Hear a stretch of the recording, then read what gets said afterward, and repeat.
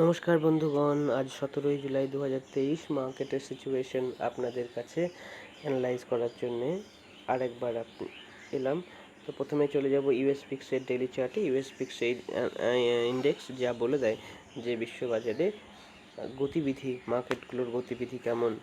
তো এখানে US fix একদম সপাট, একদম ফ্ল্যাট, একদম গতিহীন। সুতরাং এই ইন্ডেক্সটি বলছে মার্কেটে ভয়ের কোনো কারণ ঘটেনি। ইউএস 10 ইয়ার বন্ড ইল্ড উপরের যে লেভেল, রেজিস্ট্যান্স লেভেল ছিল, পুরাতন রেজিস্ট্যান্স লেভেল, সেই লেভেলে ধাক্কা লেগে একদম নিচের দিকে চলে আসে।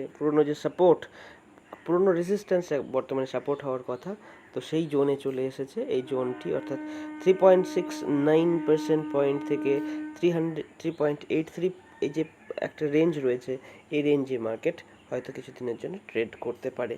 এরপরে চলে যাব ক্রুড অয়েলে। ইউএস ক্রুড এই কনসলিডেশন জোন থেকে উপরের দিকে ব্রেকআউট দেয় 74.94-এর উপরে। তারপরে একটি রিট্রেসমেন্ট এসেছে। এখানে প্রাইস অ্যাকশন খুব গুরুত্বপূর্ণ হয়ে যায়। এখানে একটি কনসলিডেশন জোন নতুন করে ক্রিয়েট হতে পারে নতুন আপ মুভের আগে। ইউএস 100 অর্থাৎ ন্যাসডাকের চার্টে উপরের লেভেল থেকে সামান্য প্রেশার কিন্তু দেখা যাচ্ছে চার্টের মাধ্যমে। S&P 500-এও একই গল্প, উপরের লেভেল থেকে সেলিং প্রেশার সামান্য দেখা যাচ্ছে। এফটিএসি ইউকে মার্কেট নিচের লেভেল থেকে সুন্দর রিকভারি দেখায়, কিন্তু এই যে নেগেটিভ সুপার ট্রেন্ড লাইন, সে কিন্তু রেসিস্ট করছে মার্কেটকে উপরে যাওয়ার থেকে। ডাউ জোন্স কিন্তু স্ট্রং রয়েছে। এখানে একটি রেসিস্ট্যান্স লাইন রয়েছে 34,559, এর উপর একটি ক্লোজ হলে আমরা কিন্তু 3,000 পয়েন্টের একটি র্যালি দেখতে পাবো। কারণ এর সম্ভাব্য কারণ সেটি হচ্ছে এর আগে সুন্দর head and shoulder pattern create হয়ে বসে আছে ডেলি চার্টে। এরপরে ইন্ডিয়া ভিক্সের চার্টে যাব। ইন্ডিয়া ভিক্সও একদম ঐতিহাসিকভাবে নিচের দিকে রয়েছে। এই রেঞ্জের নিচে কবে মার্কেট ট্রেড করেছে এটা খুঁজতে হলে দূরবীন দিয়ে খুঁজতে হচ্ছে। দেখুন আপনারা কত দূর, কত পুরাতন সময়ে চলে এসেছে, কত পুরাতন সময়ে চলে এলাম, তারপরে গিয়ে সন্ধান পেলাম যে এর নিচে কখন ট্রেড করতো। এর নিচে 2017 সালে ট্রেড করছে, 17-18-তে ট্রেড করেছে, তারপরে শেষ।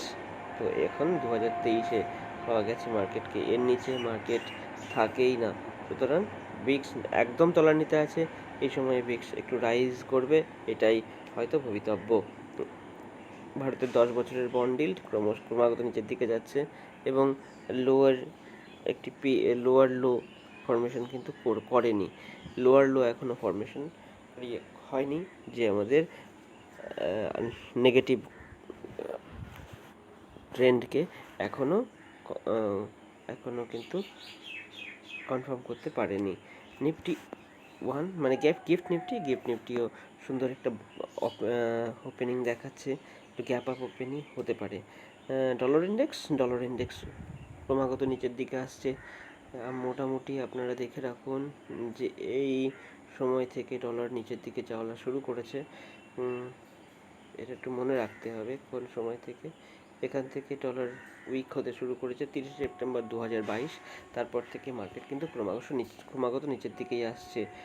ইউএসডি আইএনআরে তার কি প্রভাব পড়েছে? 30 সেপ্টেম্বরের দেখুন, সেপ্টেম্বর তো দুটো কথা, অক্টোবর থেকে মার্কেট কিন্তু একটা অ্যাসেন্ডিং ট্রায়াঙ্গেল বরঞ্চ তৈরি করছে, অর্থাৎ ডলার ইন্ডেক্সের সঙ্গে ইউএসডি আইএনআরের কিন্তু যে রিলেশন সেটা কিন্তু এখনো ধরা পড়ছে না।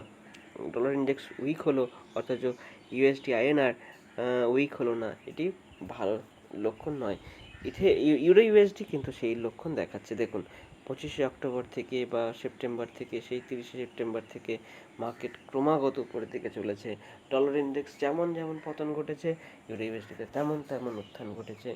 অর্থাৎ ইউরো আর ইউএসডি, এই ডলারের মধ্যে, এই দুটি কারেন্সির মধ্যে যত সুন্দর সমন্বয়, ইউএসডি আইএনআর এর মধ্যে কিন্তু ততটা নয়।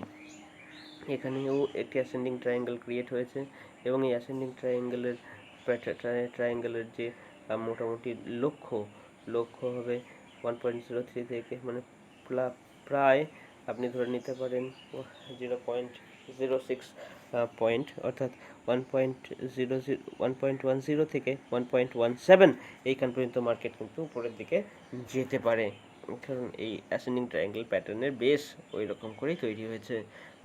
BDI Baltic dry index consolidate করছে, এখানে ভয়ের কিছু নেই।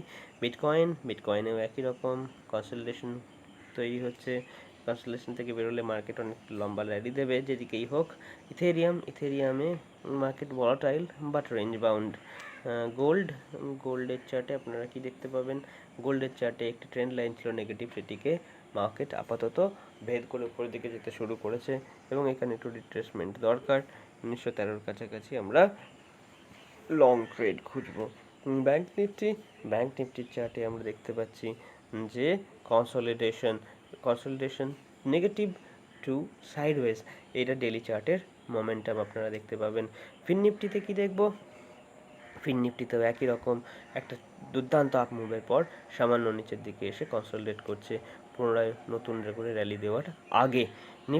নিফটিতে সবচেয়ে বড় একটি সুন্দর ক্যান্ডেল ক্রিয়েট হয়েছে, এখানে কিন্তু স্ট্রেংথ পরিলক্ষিত হচ্ছে অন্যান্য ইন্ডাইসেসগুলোর থেকে।